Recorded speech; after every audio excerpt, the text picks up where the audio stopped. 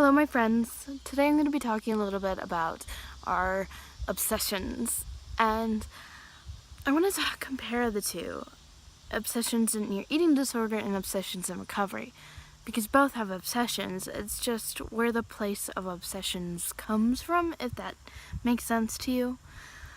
Like, for me, a lot of my obsessions when I had my eating disorder were I have to eat at a certain time, or I have to skip a meal at the certain time.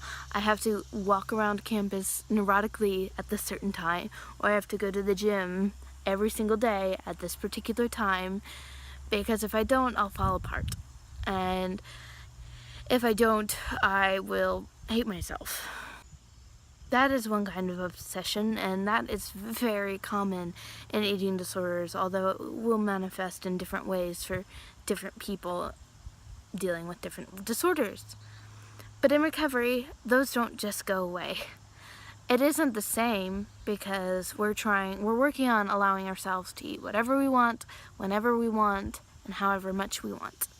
And that doesn't give so much room for the rules that we had. Or at least we're working on that. That's the goal, right? Intuitive eating, that's the goal. But as I said, they just don't go away right away, because your body isn't going to allow you to. It's getting a taste of food and freedom, and it's like, give me more right now. So it begs you and forces you to eat so much.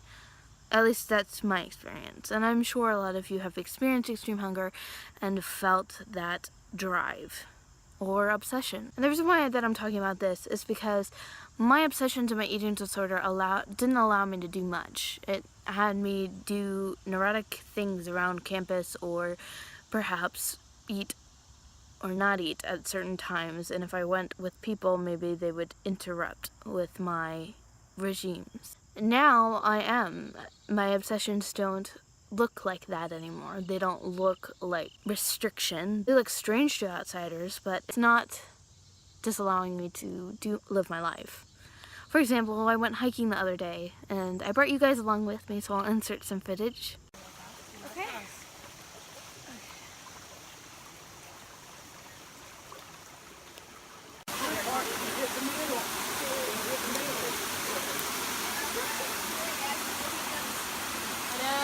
And then a few days ago, I went out to lunch with a professor, and then I went out to dinner with a small group.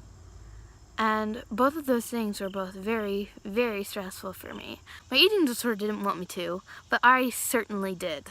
And it was so much fun, and I tried sushi for the first time.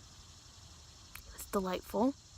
But the real time I really felt my obsession with recovery climb in was at dinner. We had a dinner that we all made ourselves, and after dinner we had dessert. Dessert was these chocolate chip cookies, and I had one, and I thought I was gonna be done, but my brain would not let go, and we were having very serious conversation at this point, and I just couldn't let go of my obsession. I had to eat another one.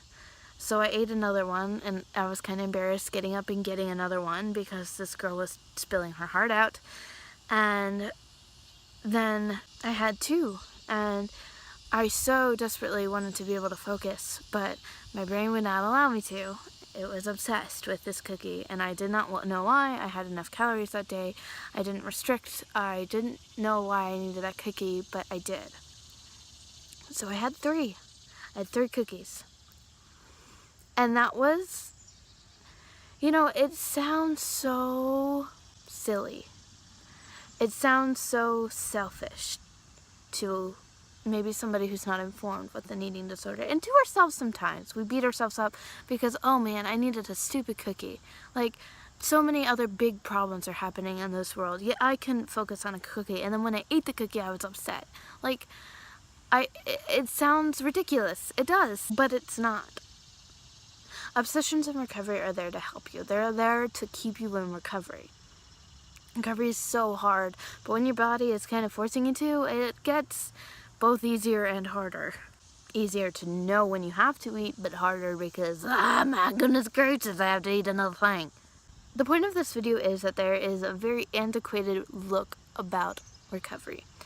that can be ranging from getting to a normal BMI and then being totally fine, which is so not the case, or it is that you will free yourself of your eating disorder and then you won't be obsessed or weird at all around food.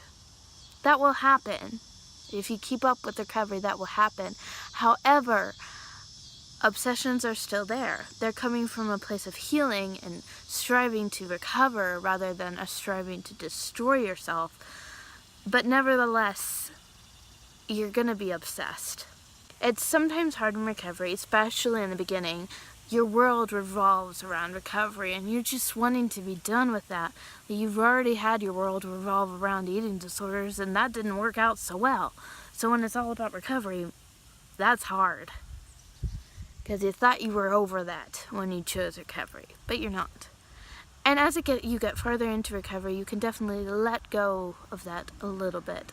You definitely don't think about recovery as much as you did, but you still have moments. And the night of the cookies was a moment for me, and I was disappointed, and I wanted to make this video because I needed to tell you guys, and I needed to tell myself that obsessions are coming from a good place in recovery.